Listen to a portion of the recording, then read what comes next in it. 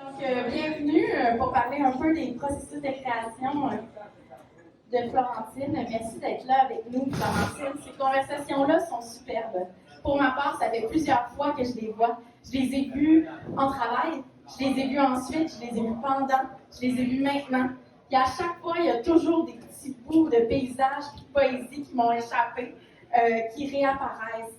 Et ça, c'est un projet absolument fantastique. C'est un projet, à mon humble avis, qu'on retrouve aussi dans la poésie, parce que la poésie existe dans ce livre-là, puis elle a élagué plein de choses de nos vies personnelles, puis des lieux qui nous ont permis d'écrire ce poème-là, puis on plonge notre propre intérieur à travers ces poèmes-là, puis ces conversations-là permettent ça tout autant que la poésie. Hein. Est-ce que tu veux commencer par nous lire un extrait ou tu veux qu'on commence par te lire des questions? Une petite question? Est-ce que tu veux commencer par nous lire un extrait ou tu veux qu'on commence par te lire des questions? Une petite question? Moi, je peux y aller. Moi, Florentine, je ne connaissais pas ton travail de conversation poétique avant d'y participer. Puis, je me demandais un peu depuis quand tu fais ça, puis comment l'idée t'est venue, comment tu as développé cette pratique. En fait, j'ai commencé sur les chantiers navals à Saint-Nazaire en France. J'étais en résidence et c'était en plein Covid. Et donc, je ne pouvais pas entrer dans les entreprises comme prévu pour interroger les salariés. Et je me suis retrouvée à l'extérieur devant ce paysage très industriel avec un vocabulaire qui m'était assez étranger. Et les travailleurs qui, eux, subissaient le Covid. Et j'ai décidé d'installer 2 chaises devant les rues, devant les paquebots, et de les inviter à s'asseoir à côté de moi pour leur faire partager cette joie de jouer avec son imaginaire. Et puis après, j'en ai fait partout où j'étais invitée en résidence. Les dernières, c'était dans les ruines du château de Joachim de Bellay. Et ce qui me plaît beaucoup, c'est que c'est aussi pour moi la place du poète que d'être un passeur, en fait. Et d'amener l'autre à toucher du mot, c'est la beauté du réel, en fait. Et ça prend toujours appui sur le réel. Donc, dans un monde aussi où on est très souvent sur les écrans, bah, finalement, je disais tout à l'heure à Carole, c'est une sorte de publicité pour le monde réel. Mais je trouve que ta poésie aussi est une publicité pour le monde réel, puis on retrouve à la fois dans tes conversations et dans tes poèmes ce côté ludique, joueur, le plaisir de jouer avec les mots, la langue, mais aussi une attention à toutes les petites choses. Oui, mais les mots, ils ont une dimension charnelle aussi, c'est aussi de la matière, quoi. Et le poète, c'est peut-être celui ou celle qui fait le trait d'union entre l'esprit, le monde intellectuel et la matière. On est peut-être à cet endroit-là aussi. Oui, c'est ce que tu as envie de trancher. Je vais poser comme question, il y a quand même une différence quand tu as interrogé les travailleurs de Saint-Nazaire et des poètes. Parce qu'effectivement, ce que je trouve très intéressant, c'est qu'il y a plusieurs des personnes qui reviennent à la poésie, qui reviennent au mot, qui s'intéressent au travail du langage. Bon, mais est-ce que à chaque expérience que tu fais, tu te choisis, je dirais pas un public, mais des participants, des collaborateurs différents pour essayer d'autres expériences, pour varier tes expériences et pour en arriver à renouveler aussi ton imaginaire. Parce que moi, ça renouvelle mon imaginaire d'avoir vu ton travail. Et je suppose que pour toi, c'est la même chose. Ça doit être extrêmement stimulant pour une poète de faire un travail comme celui-là. Est-ce que je me trompe?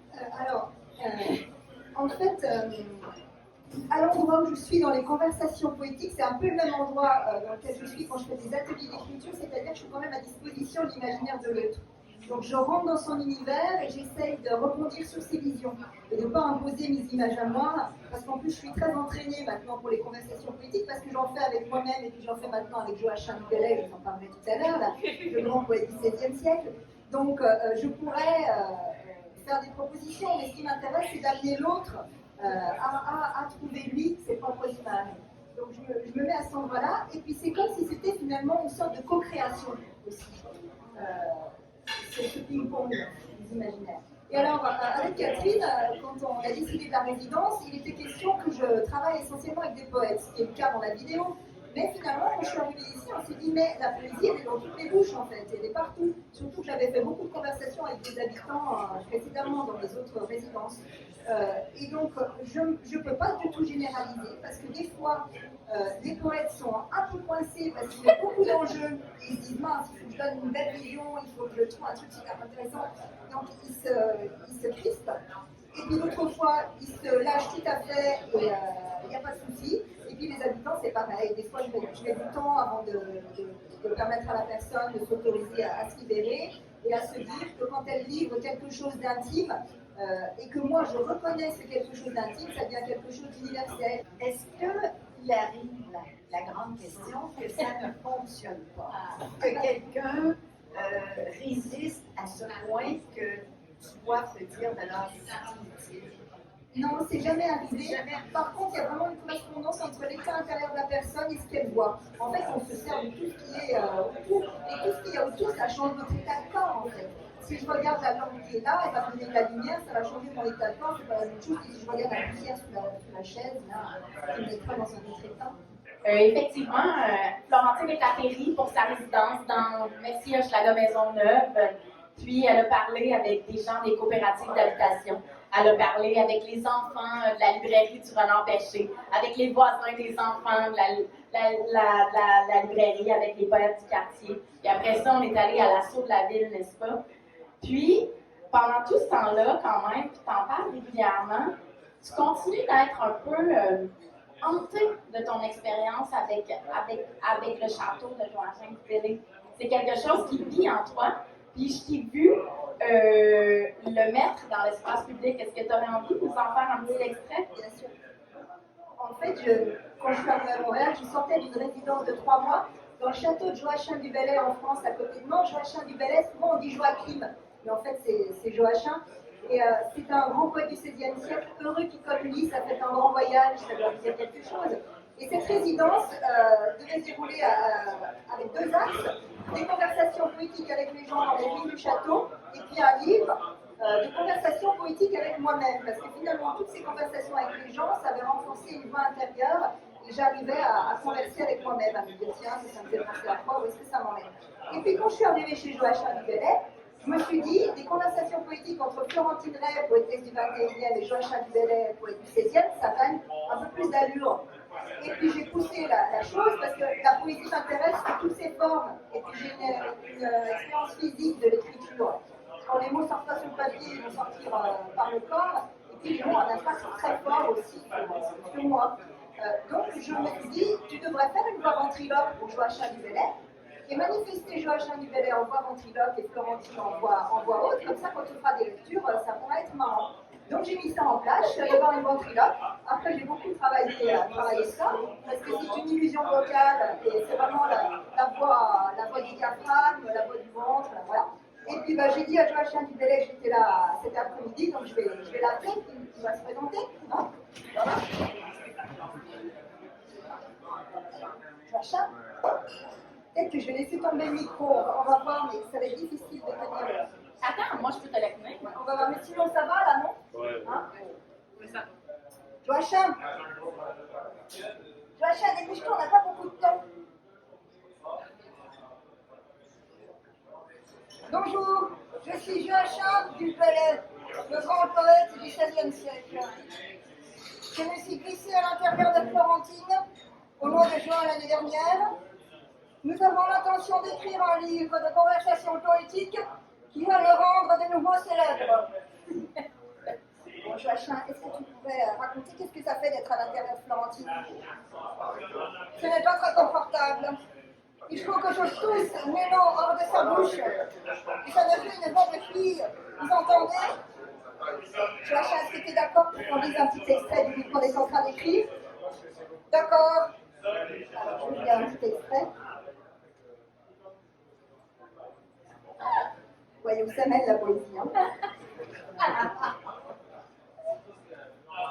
Donc c'est un moment dans le livre où Joachim, en fait, cherche à reprendre corps parce qu'il veut il veut sentir. Parce que pour moi, la poésie, c'est ça aussi, c'est une reconnexion au sensoriel, à la sensorialité, et profiter de tout ce qui fait de nous des êtres vivants. Voilà. Donc ils cherchent à prendre corps, mais bon, c'est pas là où on en est dans le livre, c'est pas des. Je veux savoir quelque chose. Si je n'ai pas assez d'organes pour fonctionner, tu pourras m'en donner? Je peux te donner un rein, un morceau de foie, un poumon ou les petits muscles derrière les oreilles qui permettaient de les bouger sans engager le reste du corps dans la première version de l'humain. Dans les parties du corps qui ne servent à rien, il y a aussi la troisième paupière au coin de l'œil. On s'en servait pour se protéger du soleil quand on était reptilien. Et ton cœur? Le cœur, c'est la pompe. Je ne peux pas te donner le cœur. Il te faudra aussi des glandes, une bonne thyroïde, un pancréas. Thyroïde, pancréas, on dirait des noms de dinosaures. Tu peux me rappeler la liste des glandes? L'hypothalamus, l'hypophyse, la thyroïde, les glandes parathyroïdes, les surrénales, le pancréas, la glande sororale et pourquoi les testicules? La glande sororale, ça n'existe pas la glande sororale. La glande sororale existe, mais on ne l'a pas encore située. La médecine n'a pas analysé en totalité la physiologie féminine. Une fois identifiée, la glande sororale servira à tout le monde. Les hommes aussi ont une glande sororale, mais ils la pensent réservée aux femmes, comme pour leur périnée. Et elle est située où, ta glande sororale? Je viens de te le dire, on ne sait pas. Pour sentir sa présence, il faut siffler par la bouche, en avalant l'air, comme si tu aspirais à travers une paille. Et ça fait quoi? Un léger vertige qui montre que la glande est active. Voilà.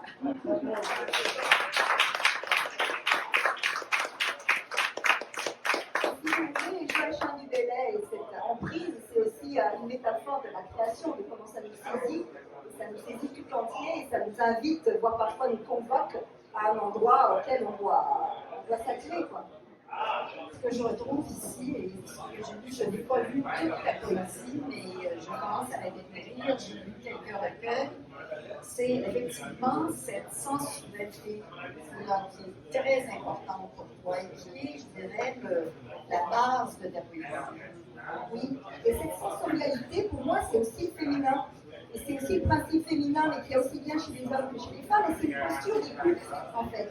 C'est aussi être à l'écoute, donc laisser aller pour laisser venir, c'est un autre rapport au monde. C'est pas le rapport au monde du pouvoir où on amène vers, c'est plutôt le rapport au monde de la puissance, où on rayonne, où on trouve un point de confiance à l'intérieur de soi, et on est à l'écoute du monde, comme je disais, et on rayonne ça, et on distribue, quoi. D'ailleurs, après ça, je te laisse la parole. Ce que j'ai beaucoup aimé dans la vidéo, dans ton expérience, c'est quand tu dis quelle est l'odeur de ce mot-là, ou quelle est l'odeur de cet objet-là. Alors, qu'on pense, comme disait Baudelaire, dans le champ des correspondances. Tout à fait, c'est tout à fait ça, c'est un mot, hein, c'est le bouleversement de tous les sens. C'est à une vision correspond quelle odeur, à cette odeur correspond quel son. Et quand on navigue là-dedans, quand on se balade là-dedans, ça crée des ouvertures incroyables. Une des choses que j'aime de tout ça aussi, c'est qu'on rentre dans l'espace réel, ce qu'on entend depuis longtemps, les correspondances de Baudelaire, le luxe, le voyage, volupté.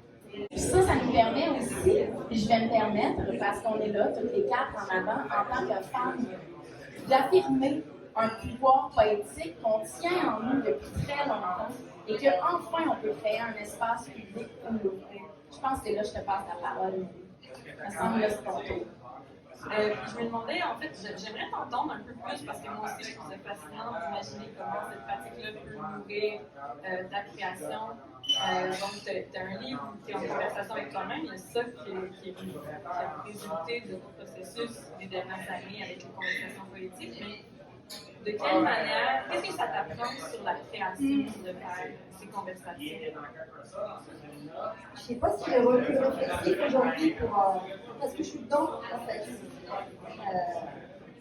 J'aimerais ça des recul réflexif de la part d'autres personnes, tu vois.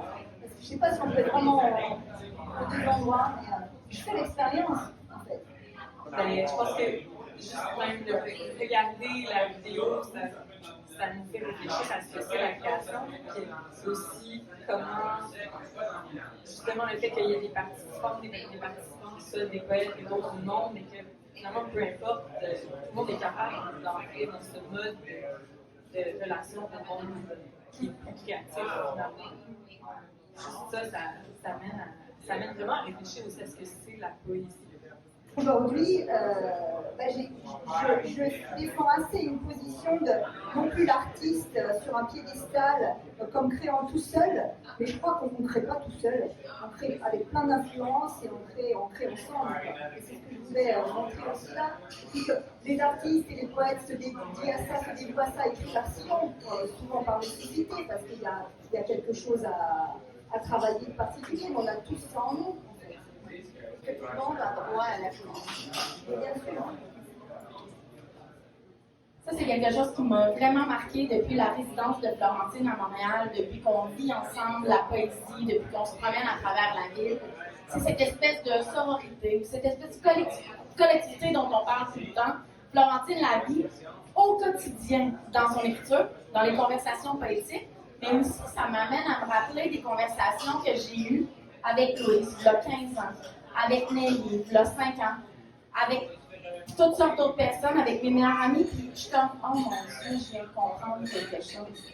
Ça débloque en soi des endroits, je ne sais pas si c'est par vulnérabilité, si c'est par orgueil, mais on n'était pas encore allé là. Avant que plein de gens qu'on ne connaît pas se permettent, dans les conversations poétiques, de plonger dans un endroit qu'on ne connaissait pas collectivement. Si on n'a pas d'autres questions, ce que je propose, c'est que Florentine lise un dernier extrait de son recueil le plus récent. Puis après, on pourra prendre les questions du public. Si vous êtes trop gênés, beau public d'amour, on pourra prendre un pot ensemble et continuer de discuter sans les micros. Merci d'être là.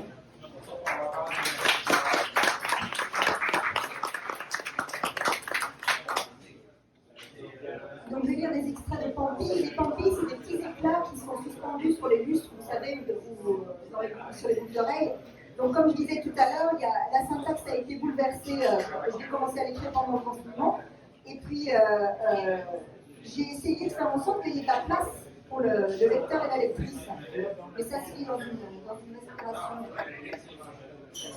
Les pieuvres dialogues de la tête Pampi manquent un océan de confiance pour contenir leur ruissellement et renommer les choses si longtemps contournées. Tu traverses l'existence réduite à un rôle social, prise au piège de l'héroïne que tu as créée, une fiction impossible à jouer. En toi, une belle machine à produire les pampilles que tu écrases une à une en robe de réveillon. J'en lis 3.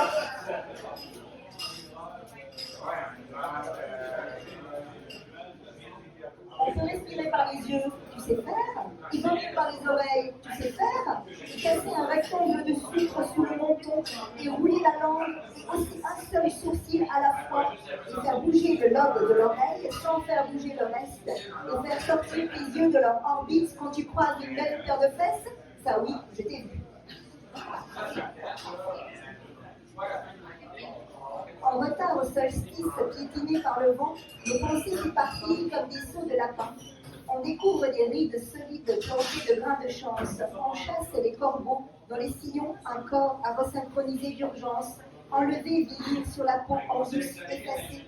Pourtant c'est beau, la trace du temps, le trouble sur nos corps vivants.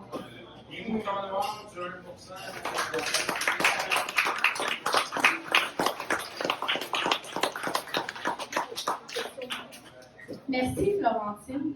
Je veux savoir si vous avez des questions. Ça, c'est toujours un peu gênant. Des fois, le monde en a, des fois, le monde n'en a pas. Ah, yes. Allô, Yvan? Allô? Merci beaucoup. Déjà, c'était vraiment intéressant, c'était vraiment bon. J'ai une question, c'est vraiment de la curiosité. C'est quelque chose vraiment plus facile sur rapport à l'autre et tout, surtout dans la création. Je voulais savoir si ça avait déjà été fait ou envisagé avec pas juste un à un, donc pas avec une autre personne, mais comme une espèce de troisième personne. Je l'ai fait en classe avec des élèves en groupe. Donc on se mettait devant le même paysage. Au début, chacun lance sa vision. Donc ça donne une superposition, une couche de vision, c'est pas très intéressant. Donc très vite, je dis, essayez d'écouter la vision de l'autre et de rebondir sur la vision de l'autre. Et là, c'est bien beaucoup plus intéressant parce que se tisse justement quelque chose de commun. Et puis, une très belle expérience que j'ai eue, donc en Normandie, on l'a fait à 3 assis sur 2 chaises, ça, c'était marrant. Et puis, je l'ai fait avec des collégiens aussi, dans un ancien site industriel. Et à un moment donné, j'avais besoin d'aller voir derrière la caméra. Et c'est pareil, on était 3 en fait. Et les collégiens se sont retrouvés tous les deux et ils ont continué en fait. Ah. Et moi je suis pas retournée m'asseoir avec eux, je les ai laissés faire et ça marchait. Et là c'était super. Voilà. Là le pari était gagné quoi, pour moi, de pouvoir m'absenter. Merci. Est-ce qu'il y avait d'autres questions? Oui? Oui, moi, un truc qui m'a frappé dans les différentes capsules, c'est que chaque fois, tu sais, il y avait beaucoup de gens il y avait vraiment un filon ou comme une thématique sous-jacente à la manière dont ils répondaient aux questions. Fait que je me demandais si vous aviez l'impression que ça vous faisait rencontrer quelqu'un, mais comme d'une manière qui est peu habituelle ou qu'on apprenait à connaître la personne assez rapidement, puisque ça changeait dans votre création, dans votre manière de percevoir les choses. C'est très juste. En fait, c'est ce que je disais tout à l'heure, j'essaie d'entrer dans l'univers de chacun, dans l'univers et dans le moment. L'enfant, c'était la colère, ben voilà, on était dans la colère. Et ça crée une relation, c'est un peu comme en covoiturage, quand on se retrouve à deux dans une voiture, qu'on a un trajet de 2 heures et qu'on se raconte des choses très intimes, parce qu'on sait qu'on ne se reverra plus. Et ben, c'est un peu la même chose là. Puis ça permet de se retrouver, au-delà de toute opinion politique, de toute opinion religieuse, de conditions sociales, on se retrouve sur un autre terrain de jeu. Et c'est très, très beau et gratifiant ça. Merci beaucoup, Florentine. J'ai les plus récents recueils ici à l'entrée. On vous invite dans notre bar de quartier, qui est un endroit merveilleux, qui nous recueille un peu comme les conversations poétiques, bon an, mal an, triste, heureux, joyeux, etc. Florentine Rey, merci d'être venue ici en résidence avec nous. Louise Dupré, merci pour les bonnes questions. Nelly Desmarais, merci pour les bonnes questions et la conversation poétique. Merci d'être avec nous à l'espace public. Il y a l'alcool, le vin, le jus, la liqueur, l'eau qui coule à flot et surtout les conversations qu'on va avoir tous ensemble, toutes ensemble. Merci. Vive la poésie. Bonne soirée.